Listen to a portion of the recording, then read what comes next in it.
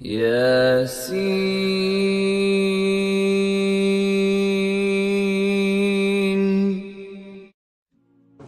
So the Quran has left no loopholes, and the Quran also has not given the chance to someone or for someone to say, continue oppressing him because he will continue forgiving, no problem. Do you know there is a story where there were three very pious people in the masjid, and there was one youngster. So the youngster was told, you know, those people are very pious.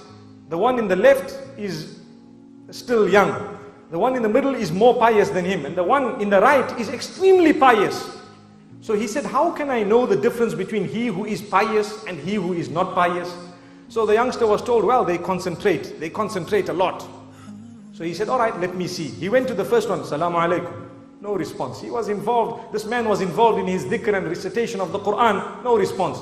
So this youngster decided to give him one clap on his face. So the poor pious person got one clap on his face, and as though nothing had happened, he continued reciting.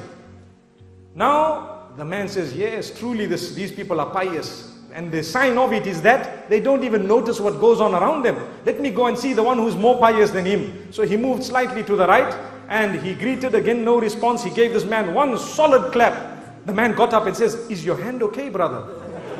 Is your hand okay, brother? So this man was shocked to say, he is not conscious of what happened to him, but he is conscious of the pain that came on my hand. Allahu Akbar. Look at how pious he is. So now this is obviously teaching people how to forgive, isn't it? They didn't even discuss that it was a sin. So now this youngster is thinking to himself, whoa, that man on the right must be the most pious. Let's see what he does.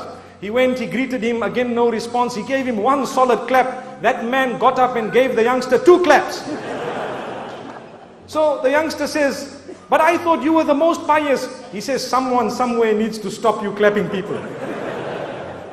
So this is why we need to study in Islam. We need to look at what is the best remedy for that particular situation. Sometimes you can forgive people, but if you continue forgiving them, who's going to stop that oppression? This is why the hadith says that if you do not stop an oppressor from oppressing others, then chaos will overtake the whole community, and then you will make dua to Allah subhanahu wa ta'ala and He won't respond, because you will be collectively guilty of having allowed an oppressor to keep on oppressing or keeping on oppressing the rest of the people. So it's important that we balance it as we have been taught. May Allah subhanahu wa ta'ala grant that to us.